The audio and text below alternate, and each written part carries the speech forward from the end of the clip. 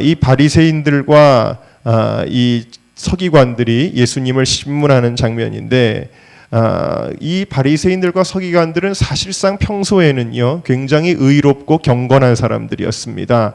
사람들에게 존경받는 사람들이었어요.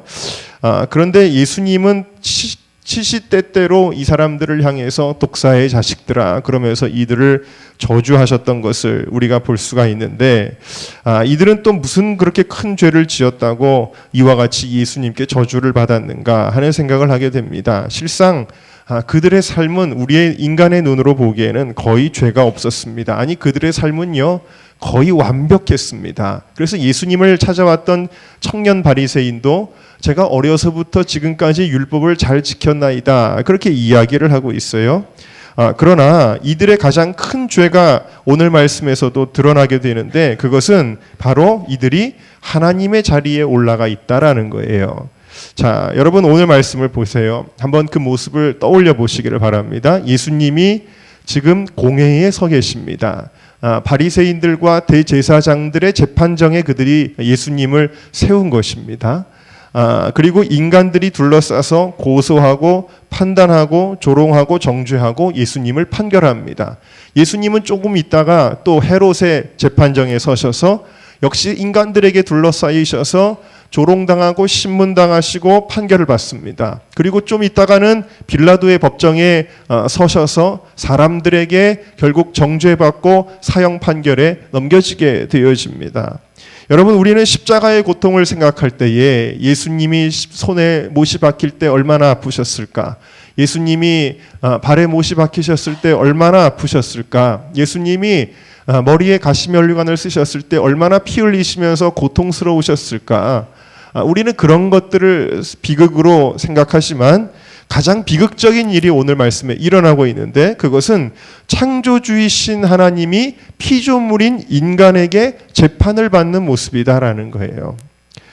왜냐하면 거꾸로 되었기 때문입니다. 여러분, 심판은 하나님의 고유한 권한입니다.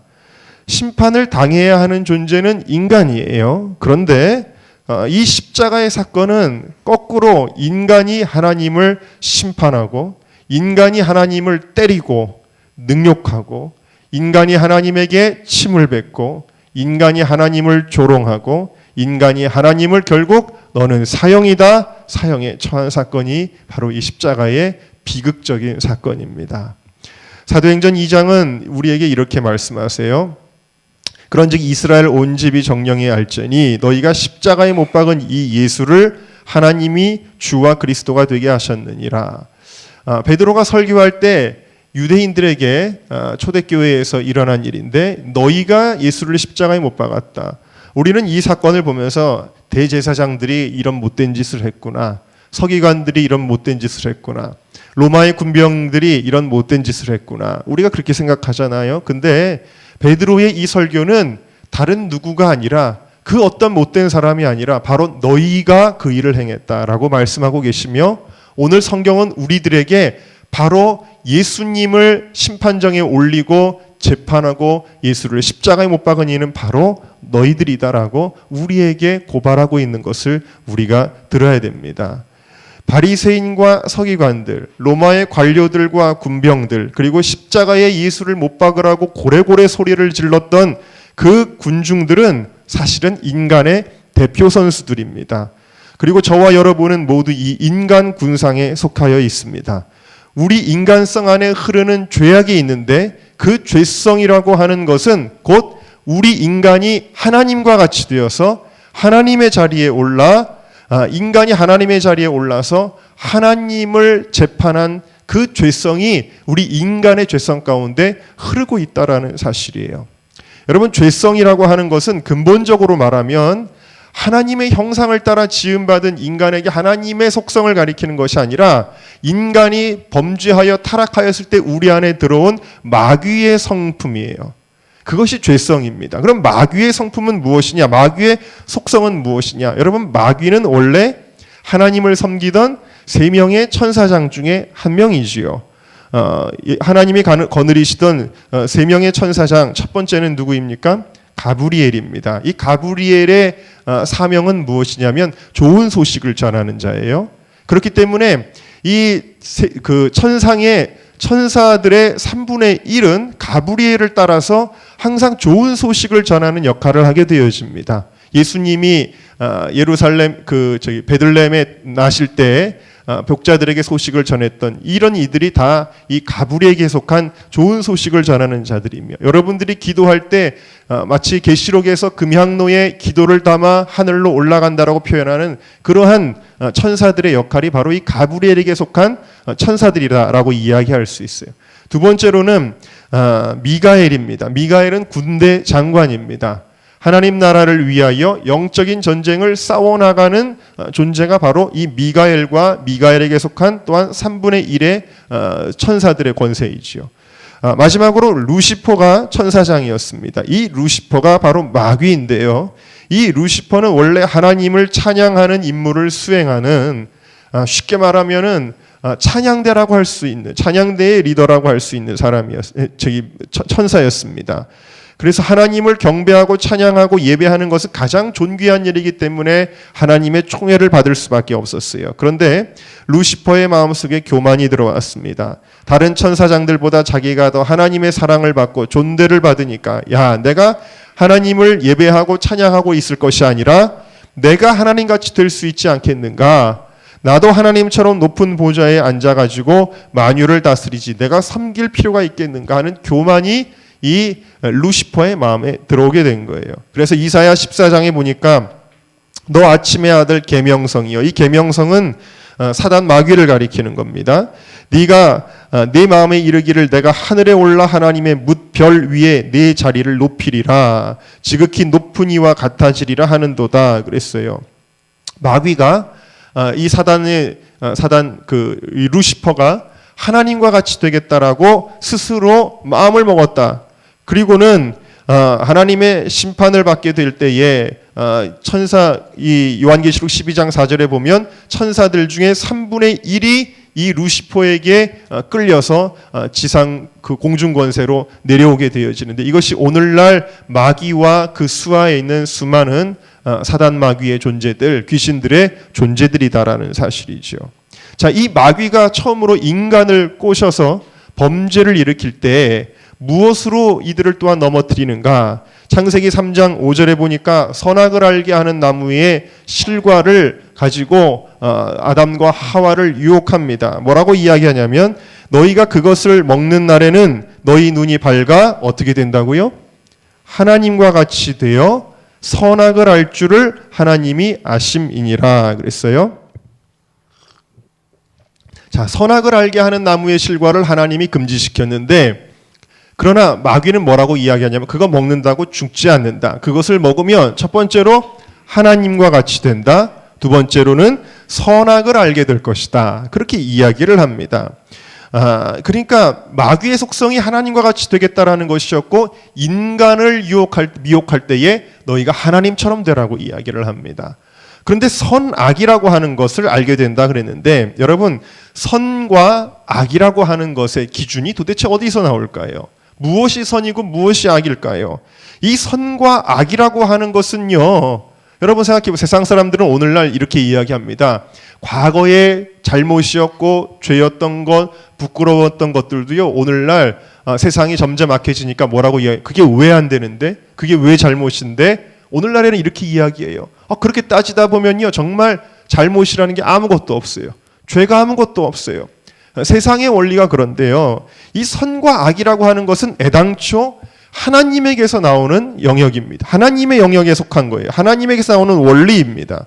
그러니까 인간이 애당초 건드려서는 안 되는 영역이 선과 악을 정하는 것에 대한 거예요. 그런데 하나님과 같이 되려고 그 권한을 가지려 든 것이 인간 최초의 죄였다라는 사실이에요. 그래서 하나님에게서 나와야 하는 선과 악 대신에, 여러분, 하나님의 선과 악을 어디서 규정하고 있냐면, 그래서 나중에 하나님이 우리에게 말씀을 주시고 율법을 주시는 거예요. 이 말씀이 하나님이 말씀하시는 선이 무엇이고 하나님이 말씀하시는 악이 무엇인지를 우리에게 알려주고 계시는데, 그런데 이 하나님이 정하시는, 하나님에게서 나오는 선과 악 대신에 사람들이 스스로 마음속에 이게 선한 거야, 이게 악한 거야, 이게 옳은 거야, 이게 틀린 거야를 누가 정하기 시작했냐? 범죄 이후에 인간이 정하기 시작했다라는 거예요.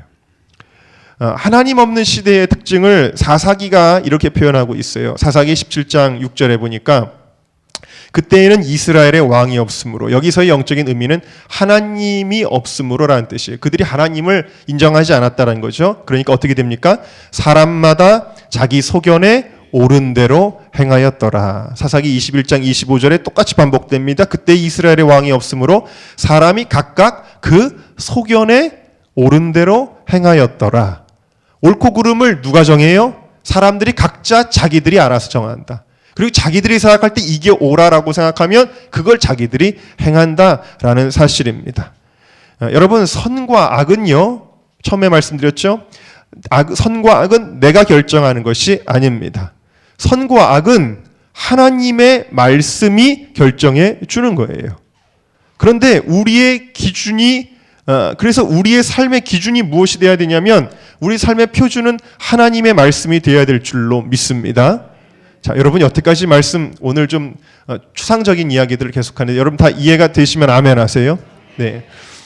우리의 기준은, 우리의 삶의 기준은 어디에 맞춰져야 되냐면 내 마음의 소견에 맞춰줘서는 안 되고 하나님의 말씀에 맞춰줘야 된다라는 거예요. 그런데 인간이 타락하니까 이 기준을 인간이 만들어요. 자, 우리 로마서 1장을 좀 찾아볼까요? 로마서, 우리 오늘 말씀을 딱 찜을 해놓으시고요. 표시를 해두시고, 그리고 로마서 1장으로 가겠습니다. 자, 로마서 1장.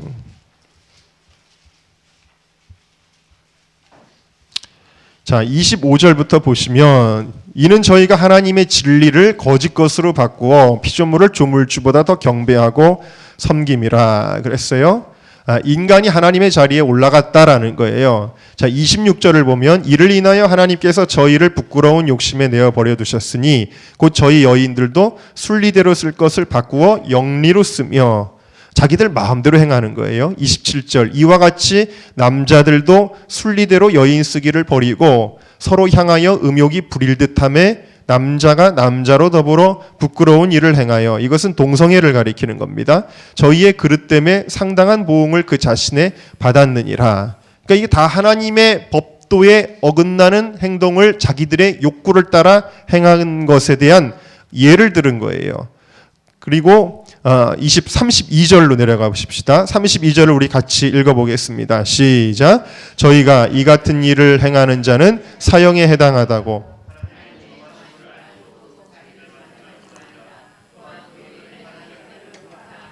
자, 사람들이 알아요. 뭘 아느냐? 하나님의 말씀을 통해서 이러한 죄들은 죽음에 이르게 하는 죄라는 것을 안다라는 거예요. 들었다라는 거예요. 배웠다라는 거예요. 그러나 심지어는 그들의 양심이 그것을 증거한다라는 겁니다. 그런데 그 하나님의 정하심을 몰라서가 아니라 그 하나님의 정하심을 알고도 자기들만 행할 뿐 아니라 또한 그 일을 행하는 자를 어떻게 한다고요? 어떻게 한다고요? 그 일을 행하는 자를 옳다 하느니라 그랬어요. 자, 이건 뭐예요? 옳고 그름을 누가 바꿔버렸어요? 인간들이. 하나님은 이것은 죄야, 이것은 죽음에 이르는 죄야 라고 정해놓으셨는데 사람들은 어떻게 한다고요? 그것을 행할 뿐만 아니라 심지어는요, 부끄러워하거나 죄송해하면서 죄를 범하는 것도 아니고 그 죄 범하는 것조차도 이게 왜 잘못이야? 이거는 옳아. 이거는 자연스러운 거야. 이거는 우리의 권리야 라고 인간들이 이야기를 한다라고 로마서가 이야기하고 계십니다. 그러니까 선악의 기준을 인간적인 가치와 생각과 경험에서 찾는 이런 사람들, 이걸 뭐라고 가리키느냐? 어려운 말로 말하면 이걸 가리켜 인본주의다라고 말하는 거예요. 모든 기준의 근본이 어디서 나오냐면 인간에게서 나온다라는 거예요. 인간이 하고 싶은 대로 인간을 위하여 인간이 모든 것의 중심이 된다라는 거예요. 하나님 중심이 아니라, 하나님의 성품의 중심이 아니라 인간의 성품과 인간의 결정이 중심이 되는 것, 이것이 바로 인본주의다라는 거예요. 그리고 이 인본주의의 특징이 있어요. 그것은 뭐냐면 이 인본주의의 특징은 신본주의, 하나님 중심되는 것을 오히려 심판하고 정죄하더라는 사실입니다. 즉 행할 뿐만 아니라 판결을 내려요. 자기들이 하나님의 법도를 잘못됐다라고 거꾸로 판결을 내린다라는 겁니다. 방금 이 로마서 1장은 동성애에 대한 이야기를 했는데요. 오늘날에 일어나는 일입니다. 예를 들어 볼까요?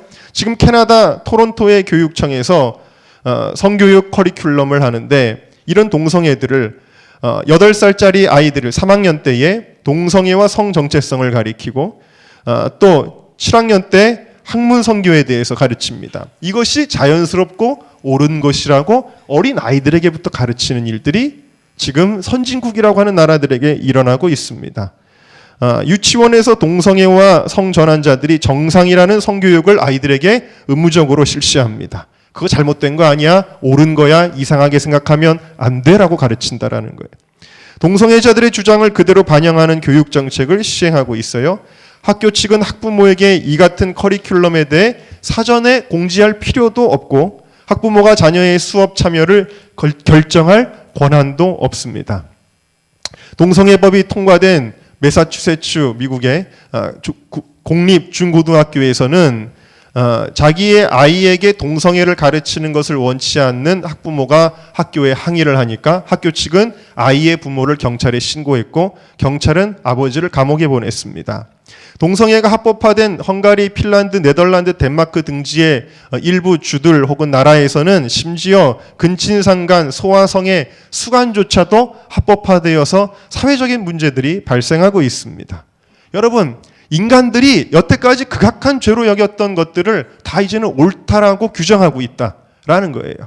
하나님의 자리에 인간이 올라서 인본주의가 신본주의를 심판하고 정죄하고 있는 것을 볼 수가 있습니다. 뭐 이런 일들이 너무나 많죠. 동성애를 예를 들면 이런 모든 것들이 아주 극명하게 이해가 된다라는 거예요. 동성애를 죄라고 말하는 것을 성경이 동성애를 죄라고 말하잖아요. 근데 동성애를 죄라고 말하는 것을 거꾸로 불법으로 판결을 내린다라는 거예요. 동성애가 합법화된 미국의 아이다호주의 넴 목사라고 하는 분은 동성결혼 주례를 거절했다가 법원으로부터 동성결혼의 주례를 하든지 아니면 징역형을 받아야 하는 판결을 받았습니다. 미국 법원은 이 목사님에게 180일의 감옥형과 그들이 동성결혼의 주례를 해줄 때까지 매일 $1,000의 벌금을 물게 했습니다. 최근에 있었던 일을 예를 들어 제가 이런 설교 많이 했으니까 사례를 여러분이 수십 가지도 들으셨겠지만 미국 오레곤주에서 제과점을 운영하는 한 크리스찬 부부는 동성애자들이 요청한 동성 결혼식에 쓰일 케이크 제작을 거부했다가 주 정부가 부과한 1억 6천만 원의 벌금 폭탄을 맞아서 파산 위기에 처했습니다. 바로 2달 전 기사를 제가 하나 읽어드릴까요? 어느 농장에서 레즈비언 커플이 결혼하려는 것을 거부했던 농장주가 있었던 일인데 뉴욕 대법원 항소 3부는 1월 14일에 있었던 거예요. 지난 2012년 레즈비언 커플이 자신의 농장에서 동성결혼식을 하는 것을 거부한 로버트 기퍼드와 신시아 기퍼드 부부에게 차별금지법 위반 혐의로 $13,000, 한화 약 1,500만 원 벌금형을 선고했다 그랬어요. 부부는 자신들이 충실히 지킨 믿음, 결혼은 한 남자와 한 여자에 의해 이루어진다는 것에 반하는 것이었기에 동성결혼식을 농장에서 주최할 수 없다고 밝힌 뒤에 이 제니 메카시와 멜리사 오원이라고 하는 이 레즈비언 커플이 소송을 했는데 차별금지법 위반으로 소송을 당했는데 결국 이 소송으로 2015년 여름 뉴욕주 인권분과는 레즈비언 커플의 동성결혼식 주최를 거절한 것이 그들의 시민권을 침해하였다고 판결을 내렸다. 미그달리아 페어스 인권부 판사와 헬렌 다이앤 포스터 위원은 부부에게 주에 $10,000를 지급할 것과 추가로 제니 메카시와 멜리사 어원 레즈비언 커플에게 정신적 피해와 고통을 주었다는 이유로 $3,000불을 지불할 것을 판결 내렸다. 이건 제가 그대로 신문 기사를 읽어드리는 거예요. 이게 오늘날 가장 합리적이라고 하는 서구 사회에서 일어나는 일들이다라는 거예요. 여러분 이런 모든 일들이 왜 일어나느냐? 자, 이 로마서 1장 28절을 우리가 한번 읽어보겠습니다. 자, 28절 같이 한 목소리 읽어볼까요? 시작. 또한 저희가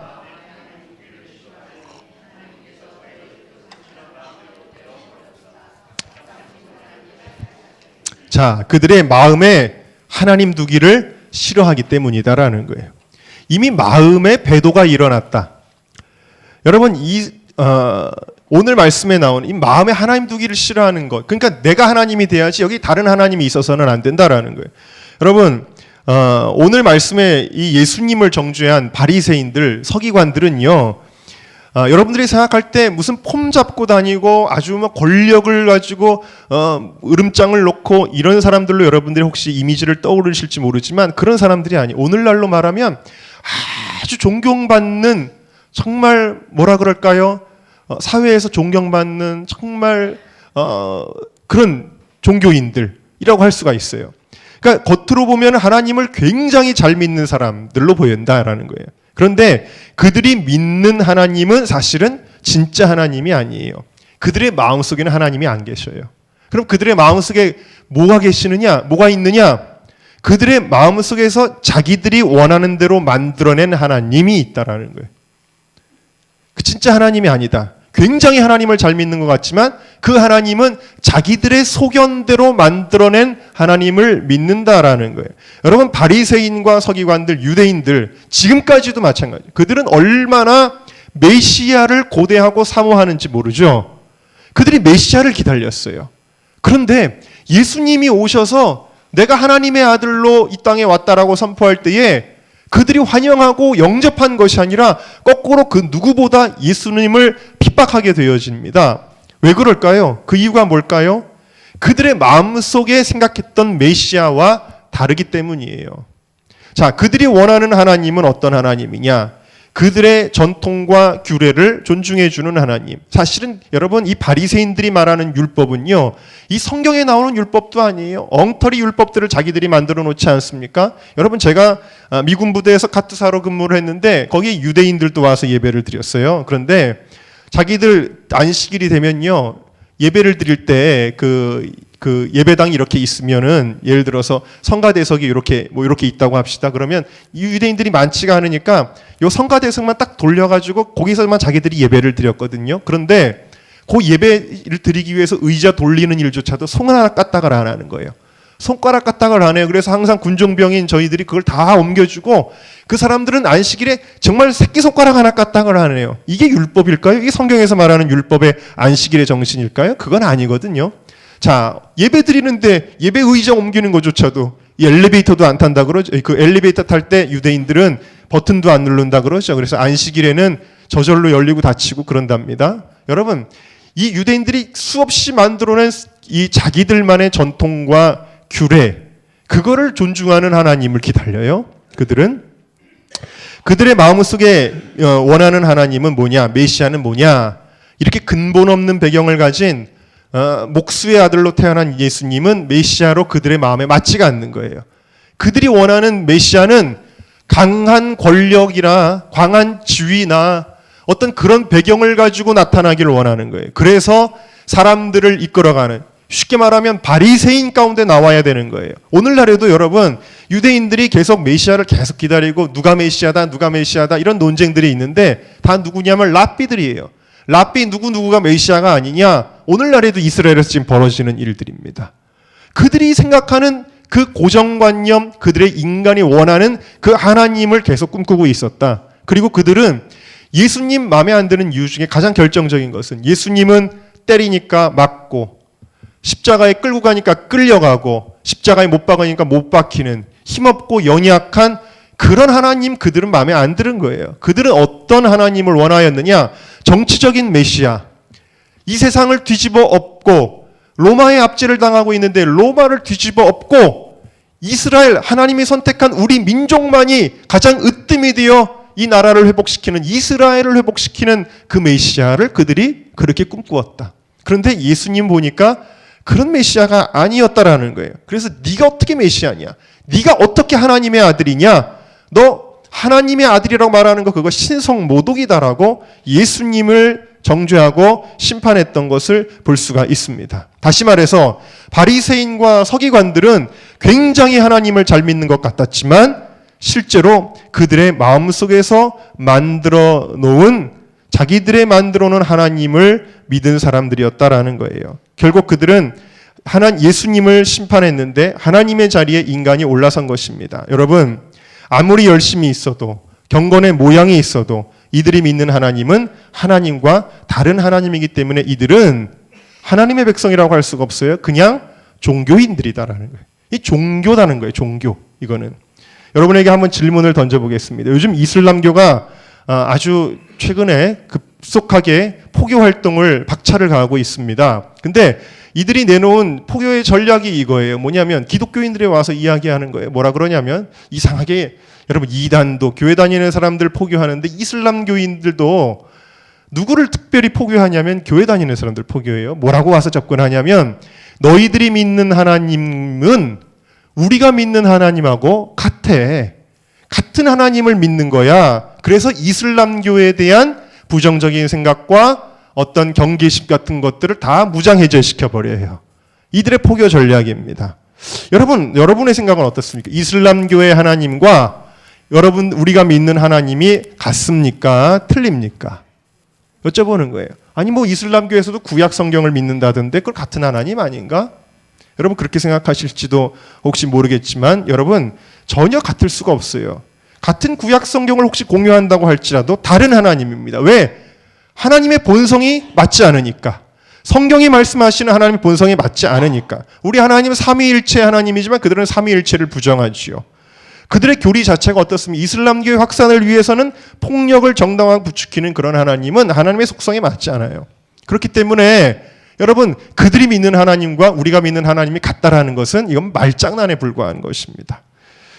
여러분 좀 더 쉽게 이해하기 위해서 신천지도요. 여러분 우리랑 똑같은 찬송 부르고요. 똑같은 성경책 들고 다니거든요. 묻습니다. 여러분 신천지가 믿는 하나님과 우리가 믿는 하나님은 똑같은 하나님인가요? 틀리죠. 전혀 다른 하나님, 그들이 만들어낸 하나님을 그들은 믿고 있는 거예요. 마찬가지로 교회를 다닌다고 해서 예수님의 이름을 말하고 성경 구절을 인용한다고 해서 다 그리스도인이 아니라는 것입니다. 내 마음속에 만들어 놓은 하나님을 믿는다면 그들은 무늬만 그리스도인이지 종교인이다라는 거예요. 그런 사람들이 바로 교회 안에 얼마나 많이 있는지 모르고 오늘날에도 쉽게 찾아볼 수가 있습니다. 여러분 이상하게 진리의 문제에서 다른 목소리를 내는 사람들이 있습니다. 작년에 퀴어 축제한 현장을 제가 가봤습니다.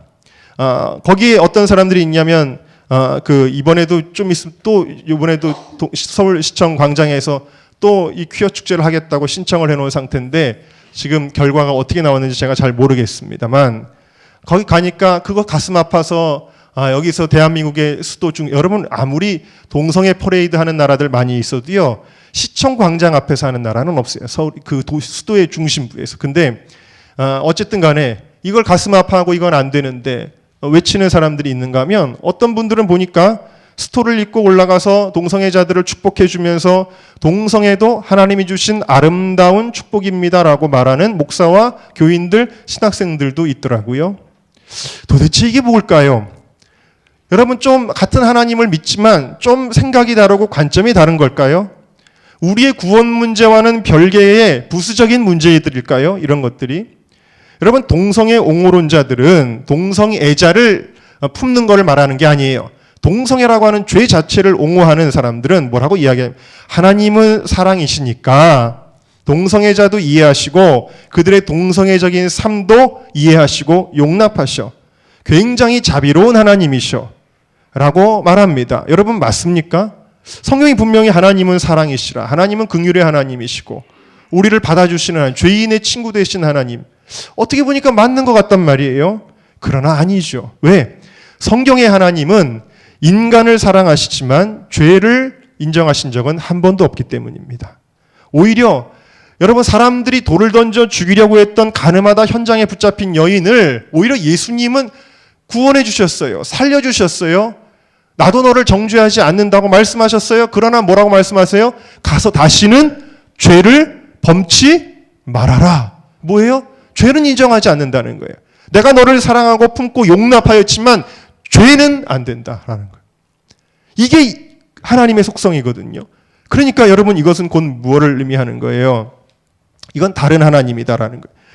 그런데 이런 사람들이 혹은 정말 동성애자들이 죄라 동성애는 죄다라고 하는 설교를 듣다가 나 그런 하나님이라면 믿지 않겠다.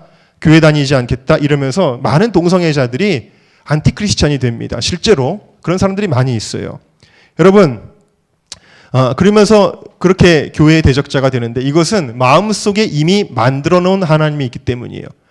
동성애도 인정하는 하나님을 만들어 놓았기 때문이다. 그래서 많은 그런 사람들이 같은 기독교인들을 조롱하고 비판하고 송사한다. 차별금지법 같은 것에 근거해서. 그 마음에 만들어 놓은 하나님의 기준으로 공의와 거룩의 하나님은요, 심판을 당합니다. 오늘날에 벌어지는 일들이에요.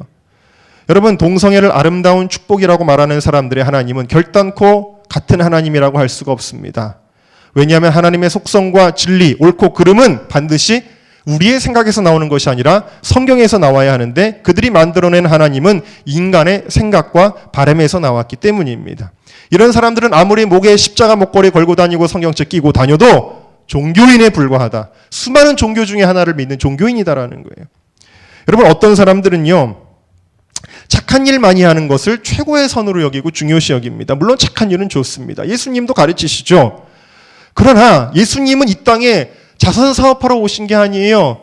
예수님은 선행하려고 오신 분이 아니에요. 왜? 예수님은 선 그 자체이기 때문에 그럴 필요가 없습니다. 예수님은 뭐하러 오셨습니까? 그보다 훨씬 더 중요한 문제, 인류를 구원하러 오신 줄로 믿습니다. 그러니까 가난하고 불쌍한 사람 돕는 것이 최고의 선이야. 그런 만들어진 하나님을 믿는 사람들이 있는데 이런 사람들은요, 가난한 자의 예수님으로만 믿어요. 해방자 예수님으로만 믿어요. 그것도 만들어진 예수님입니다. 누가 이런 예수님을 갖고 있었느냐? 가룟 유다가 이런 만들어진 예수님을 가지고 있었어요. 가룟 유다는요, 여러분, 가룟 유다를 굉장히 나쁘게 우리가 인식하고 있지만 이 가룟 유다에 대해서 굉장히 잘 묘사해 놓은 것을 제가 발견했습니다. 여러분, 지저스 크라이스트 슈퍼스타라고 하는 뮤지컬이 있죠. 그 뮤지컬이 사실 원작은 우리나라에서 한때는 좀 각색이 되기도 하였지만 그 원작은 굉장히 인본적입니다. 가룟 유다의 인간적인 미를 옹호하는 내용들로 들어가 있죠. 거기 어떤 분이 그 뮤지컬을 보고 나서 쓴 칼럼이에요. 가룟 유다 옹호자의 칼럼입니다. 여기 보니까 뭐라고 써요? 지저스와 갈등하고 충돌하는 인물이지만 유다의 고뇌에 관객에게 공감하는 이유는 그가 결코 악인이 아니기 때문이다. 유다는 가난한 자를 사랑했다. 마리아 막달레나가 지저스에게 향유를 바치자 유다는 일갈한다. 저 값비싼 향유 하나 살 돈이면 병들고 굶주린 수많은 사람을 살릴 수 있다고 외친다. 화려하게 겉을 치장하느니 실질적으로 백성의 먹고 사는 것을 해결할 수단을 갈구한 그는 그 누구보다도 가난한 자의 친구였다. 여러분, 어떤 하나님을 원하는 거예요? 그냥 무조건 가난한 자의 편에 서는 하나님을 이 글을 쓴 사람조차도, 사실 예수님이 어떻게 하셨나요? 가룟 유다를 책망하셨죠. 가룟 유다를 책망하시고 마리아를 칭찬하셨어요. 예수님은 본질적인 영의 문제로 들어가셨는데 가룟 유다가 거기서 실망했어요. 가룟 유다가 왜 예수님을 배반했냐면 바로 그 사건이 계기가 됩니다. 그래서 이런 예수라면 나 안 믿을 거야. 이런 예수는 팔아버려도 싸. 그래서 가룟 유다가 예수를 배반하게 되어지고, 오늘날에도 이런 사람들이 너무 많이 있어요. 정치적 해방자 예수, 인간의 모범 예수. 오늘날 한국교회를 가장 극렬하게 공격하고 하나님의 자리에 서서 한국교회를 심판하는 사람들이 대개 어떤 사람입니까? 민중신학, 해방신학에 기반한 기독교 인본주의자들이다라는 거예요. 자기들의 마음속에 만들어놓은 하나님, 그거 가지고 기존의 말씀에 기반한 교회와 성도들을 심판하는 것을 볼 수가 있습니다. 사실은 가장 불의했던 가룟 유다, 성경은 그가 도적이라 그랬거든요. 그 도적 가룟 유다가 자기의 죄성은 깨닫지 못하고 예수님을 불의한 자로 여겼던 것처럼 오늘날에도 교회를 다닌다고 하면서 똑같이 배반과 배신이 난무하여 한국교회를 향하여 돌을 던지는 그런 사람들이 얼마나 난무하는지 모릅니다. 그런 맥락에서 생각나는 사람이 바로 요나라고 하는 사람이에요. 요나는요, 하나님이 저 니느웨에 가서 복음을 전해라, 회개의 복음을 전해라 그랬습니다. 그런데 요나가 하나님 말씀에 순종을 했나요, 안 했나요? 안 했죠. 거꾸로 어디로 가냐면 니느웨와 반대 방향인 다시스로 갑니다. 다시스로 가는데 왜 그러면 요나가 불순종했느냐? 그것은요, 복음 전하다가 내가 돌에 맞으면 어떡하지? 복음 전하다가 내가 순교하면 어떡하지? 이런 게 두려워서 다시 그 니느웨를 안 간 게 아니에요. 요나는 왜 안 갔냐면요, 이 니느웨가 우리로 말하면 일본 같은 나라예요. 너무 미운 나라인 거예요. 그러니까 아니요, 저 미운 나라에 복음을 전한다고? 나 그거 싫어. 저 사람들은 다 멸망하고 죽어버려야 돼. 이 마음이 있었던 거예요. 요나의 마음. 요나는 자기 의의가 굉장히 강한 사람이었다. 그래서 요나가 다시스로 도망을 가는데 하나님이 풍랑을 만나게 해주셔서 그가 3일 동안 고래가 아니라 물고기 뱃속에 들어갔다 나오는 경험을 하죠. 이 물고기 뱃속에 들어가는 것은 십자가를 예표하는 사건이었습니다. 다시 말해서 주님은 십자가의 정신으로 요나를 다시 끄집어낸 거예요. 그거 십자가의 정신 아니다라는 거예요. 예수님의 정신 아니다라는 거예요. 그래서 요나가 할 수 없이 다시 항복하고 니느웨로 갑니다. 니느웨로 가서 하나님 시키는 대로 회개의 복음을 전하는데 놀라운 일이 벌어지죠. 그 니느웨 사람들이 왕으로부터 모든 백성들이 다 제 옷을 입고 그리고 회개하는 거예요. 그때 여러분 회개하면 얼마나 기뻐해야 됩니까? 근데 요나가 어떻게 하죠? 요나 4장 1절에 보니까 요나가 심히 싫어하고 노했다 그랬어요. 너무 불만인 거예요. 그러면서 뭐라 그럽니까? 내가 이야기하지 않았습니까? 주는 은혜로우시고 자비로우시고 노하기를 더디하시고 이내가 크시사 뜻을 돌이켜 재앙을 내리지 아니하시는 하나님이신 줄을 내가 알았음이니이다. 이건 주님을 찬양하는 게 아니라 결국 주님이 그 품성 때문에 이 사람들 용서하실 것을 내가 알았기 때문에 내가 안 가려고 그런 건데 이게 뭡니까? 그러는 거예요. 이게 요나예요. 얼마나 요나가 하나님보다 더 의로운 줄 아는 사람인지 모른다라는 것이죠. 요나가 이렇게 성을 내니까 하나님이 그에게 그것을 주님의 마음을 깨닫게 하는 것을 허락하시죠. 요나가 그 팔레스타인 지역 땡볕이 막 내려치는데 그 그늘을 원하잖아요. 저희가 마사이족들 사역할 때도 보니까 조금만 그늘만 있어도 그 사람들이 다 밑에 들어가요. 박넝쿨을 하나님이 만들어 주셨어요. 하루아침에 박넝쿨 이파리가 큰 박넝쿨이 생겼습니다. 이거 요나가 좋은 거예요. 그늘에 들어가 있었어요. 근데 하나님이 이번에는 뜨거운 동풍을 불게 하셔서 박넝쿨을 싹 말라버렸어요. 그랬더니 요나가 또 성을 내는 거예요. 하나님 왜 이 박넝쿨 말라 죽이셨어요? 그러면서 막 화를 내니까 하나님께서 뭐라고 말씀하시냐면 네가 기르지도 않은 박넝쿨 없어진 거 가지고 그렇게 성을 내는데 하물며 이 큰 성읍 니느웨에는 좌우를 분변치 못하는 자가 12만 명이여 육축도 많이 있나니 내가 아끼는 것이 어찌 합당치 아니하냐 그랬어요. 하나님의 마음은 그 영혼 살리는 것이죠. 따라하는 것이죠. 여러분 오늘 이 말씀들을 통해서 감히 하나님께 썩내는 요나, 하나님이 틀렸다라고 말하는 그 요나의 모습에서 우리는 종교인의 모습을 볼 수 있다라는 거예요. 손양원 목사님의 따님인 손동순 권사님이 우리나라의 기독교 아주 대표적인 인본주의 학자인 이만열 교수에게 항의를 했습니다. 왜냐하면 이 이만열 교수가 손양원 목사님을 뭐라고 묘사를 하냐면 반일 투쟁가로 묘사를 했습니다. 그랬더니 이 손동순 권사님이 이야기합니다. 우리 아버지는 반일 투쟁가가 아닙니다. 우리 아버지는 신앙을 지킨 믿음의 사람이었습니다. 물론 일본 사람들 정말 잘못했지요. 화가 나지요. 사죄하고 책임져야 되는 것은 맞지만 이 권사님이 이야기하고자 하시는 것은 뭐예요? 기독교 신앙은 일본 사람은 다 지옥 가고 한국 사람만 천국 가는 게 기독교 신앙이 아니라는 거예요. 그건 우리가 만들어내는 하나님이라는 거예요. 손양원 목사님이 극심한 고문을 당하면서도 그 자기를 고문하는 예수님이 마치 자기를 십자가에 못 박는 이들을 끝까지 위하여 기도하셨던 것처럼 그 일본 사람까지 불쌍히 여기며 기도하셨던 것처럼 원수까지도 사랑하시는 그 하나님이다. 그런데 이렇게 이야기하면 오늘날 저거 친일판에 이렇게 이야기하는 시대이지요. 왜? 만들어진 하나님을 신봉하기 때문입니다. 여러분 우리가 지난 중간인가요? 우리가 북한의 봉숙교회에 그 담임을 하고 있는 이성숙 전도사를 봤죠. 이성숙 전도사가 미국에 와서 한인사회에서 와서는 하나님 뭐 섬긴다 그러면서 막 이야기를 합니다. 근데 그 하나님이 어떤 하나님이죠? 인터뷰를 하는데 보니까 바로 김일성을 하나님이다 그렇게 얘기를 하는 주체 사상이 오늘날 하나님으로 신봉되는 거예요. 그런데 오늘날 한국교회 지도자들이 그 하나님을 똑같은 하나님으로 생각하고 그것과 연합하는 운동을 해요. 예수전도단의 리더인 오대원 목사가 그 교회를 인정하고 그런 신앙을 인정했어요. 기가 막힌 노릇입니다. 남한의 수많은 목사들이 그 가짜 교회와 연합하여 그들과 한 목소리를 냅니다. 북한 정권이 무엇입니까? 오늘날에도 예수 믿는 사람을 수용소에 가다 지금 수용소에 20만 명, 30만 명이 있는데 그 중에 3분의 1이 신앙을 이유로 잡혀 들어간 사람들이에요. 예수 믿는 사람을 죽이고 교회를 다 무너뜨리고 그 교회가 무너진 자리에 금으로 만든 김일성 우상을 거대하게 만들어 놓은 이 북한 정권의 선전 노름을 하고 있는 것이 어찌 신앙이라고 이야기할 수가 있겠습니까? 어찌 그것이 우리가 믿는 하나님과 똑같은 하나님이라고 할 수가 있겠습니까? 역대하 19장에 보니까 여호사밧이 분별을 하지 못해서 아합과 함께 연합하였더니 하나니 선견자 예후가, 하나니 아들 선견자 예후가 뭐라고 이야기합니까? 왕이 악한 자를 돕고 여호와를 미워하는 자를 사랑하는 것이 가하니이까 그러므로 여호와께로서 진노하심이 왕에게 임하리이다. 여러분 무엇입니까? 민족지상주의. 민족지상주의의 하나님을 만들어 놓은 거예요, 그들이. 그러니까 민족이 최고의 선이 된 그 하나님을 믿는 사람들에게는요, 이러한 실수를 범하게 되어진다라는 거예요. 또 종교다원주의자, 그들이 원하는 하나님은 뭘까요? 종교다원주의자들.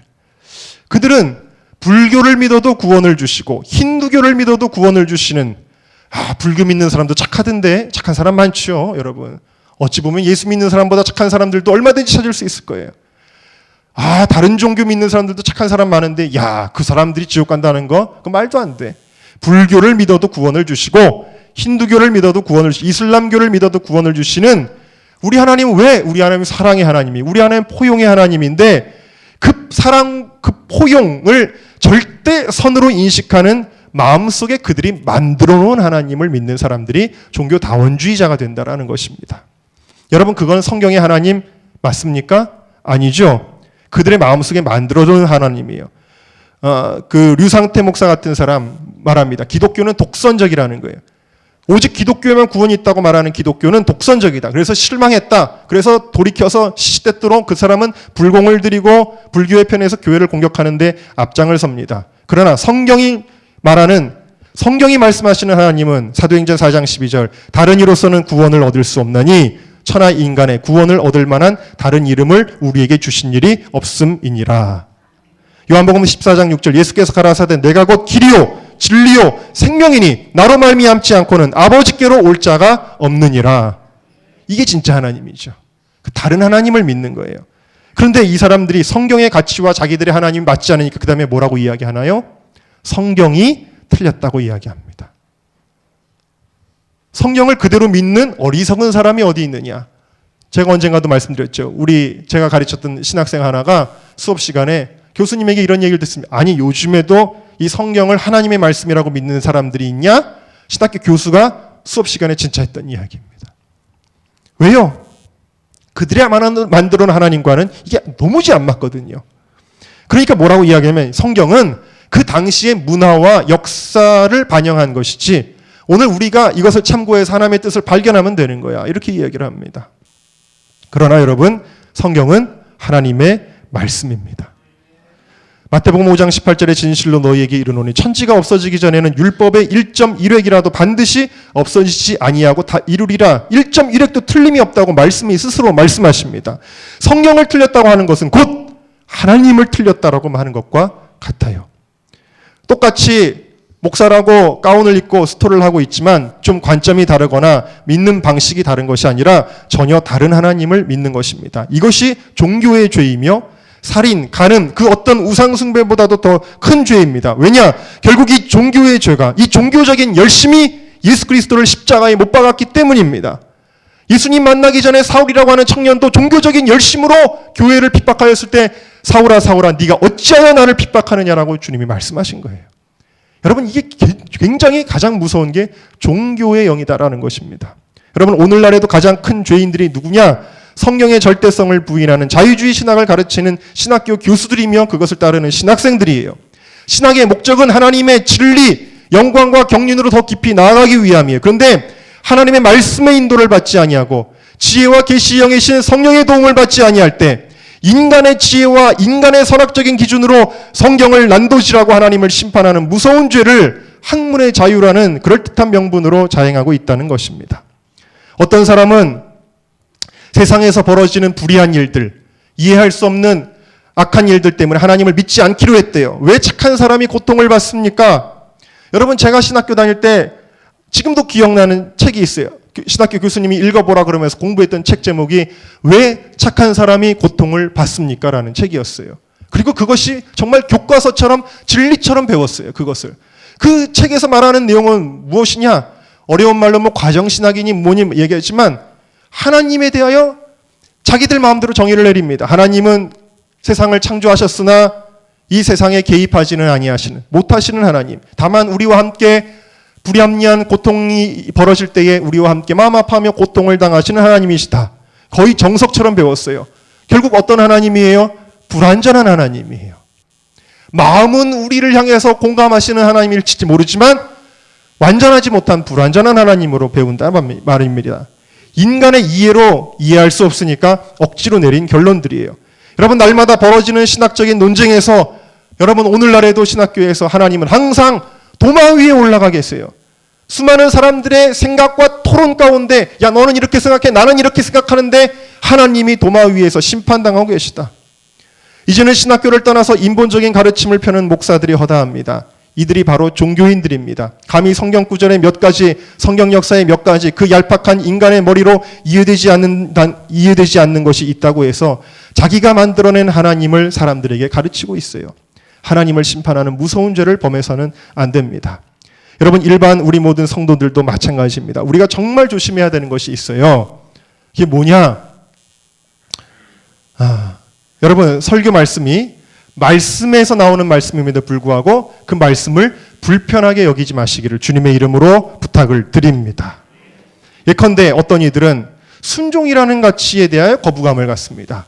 성경이 말하는 가치는 순종이 가장 귀한 거예요. 예수님도 순종하셨고 오늘 우리도 순종할 때 하나님의 은혜를 체험한다. 근데 이 순종 혹은 헌신, 나의 마음을 드리고 나의 삶을 드리고 나의 시간을 드리고 나의 물질을 드리고 왜 드리라 그래? 시험에 들고 거기서 거부감을 갖습니다. 사실은 나에게 아무것도 요구하지 않는 하나님을 내 마음속에 만들어 놓았어요. 나를 그냥 내 마음대로 살게 하는 하나님을 내 마음속에 만들어 놔. 이런 것들을 억압으로 규정하고 거짓된 자유와 인권을 외치는 목소리의 마음이 확 끌려가게 되어 있어요. 이미 내 안에 나의 탐욕을 지켜주는 하나님을 만들어 놓았기 때문입니다.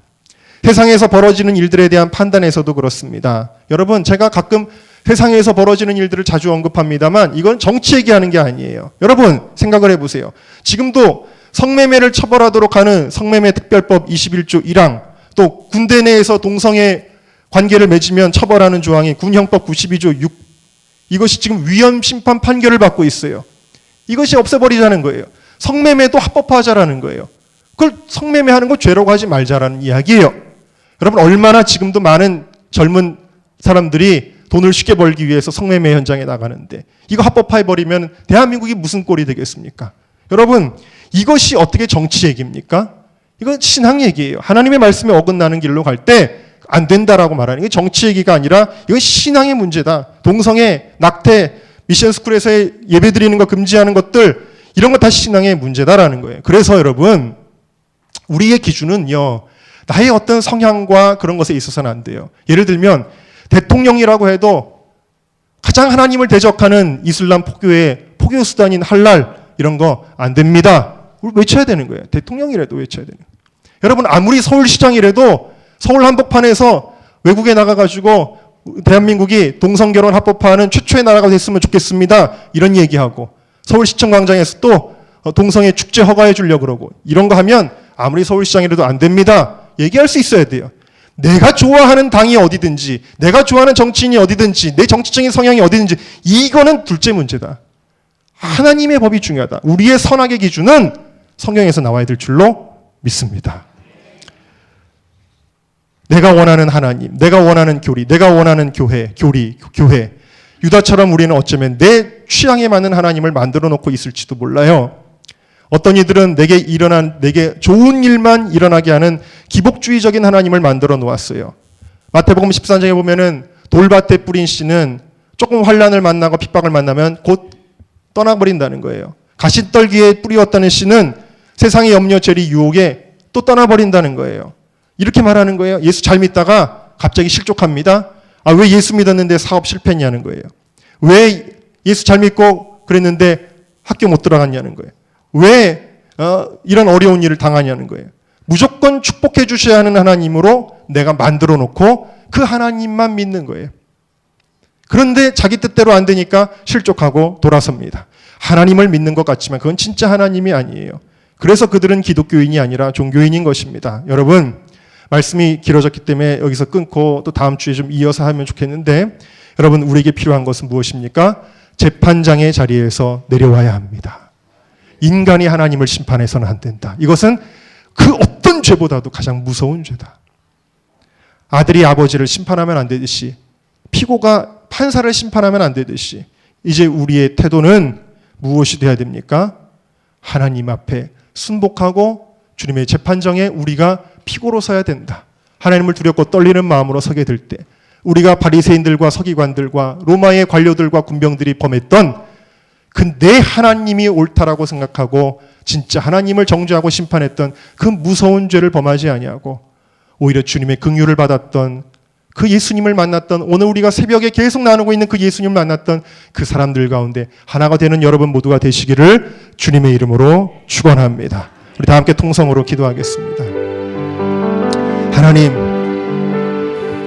어찌 예수님이 바리새인과 서기관들에게 심판을 당합니까? 인간들에게 정죄를 당합니까? 그 모습을 우리가 바라보면서, 하나님, 그런데 그들 중에 한 명이 나였습니다. 우리 고백하고 회개하면서 이제는 내가 재판정의 자리에서 내려오겠습니다. 심판자의 자리에서 내려오겠습니다. 오직 하나님이 이 땅을 심판하실 것인데 내가 겸손함으로 나를 위해, 그럼에도 불구하고 자기를 심판한 자들을 위해서도 주여 하나님 아버지께 자기들이 하나님을 알지 못한다고 그들을 위해 중보하시며 기도하셨던 그 주님께 다시 한번 경배하며 겸손하게 무릎 꿇게 하여 주옵소서. 우리 주여 한번 부르고 통성으로 기도하겠습니다. 주여, 하나님 회개합니다. 주님 용서하여 주시옵소서. 주님 용서하여 주시옵소서. 하나님, 우리가 교만하였습니다.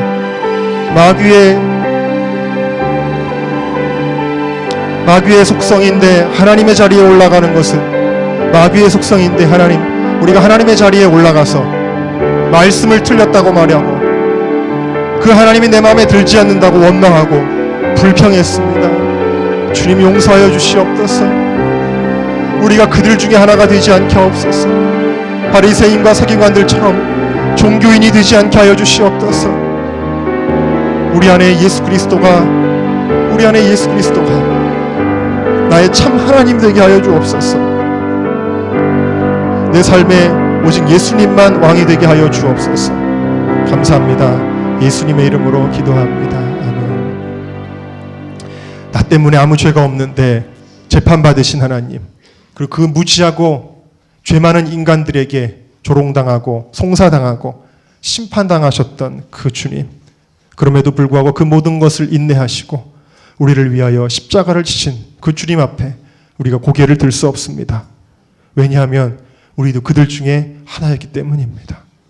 우리 안에 있는 이 죄악된 이 마음들, 내가 하나님처럼 되어 하나님을 심판했던, 예수님을 십자가에 못 박았던 우리의 죄를 용서하여 주옵소서. 이제는 우리가 주님 앞에 무릎 꿇겠습니다. 주님의 말씀 앞에 순복하겠습니다. 주님의 이름을 높여 드리겠습니다. 주님, 이 일주일 동안의 고난주간이 주님의 십자가 앞에 겸손하게 무릎 꿇는 귀하고 복된 시간 되게 하여 주옵소서. 예수 그리스도의 이름으로 감사하며 기도하옵나이다. 아멘.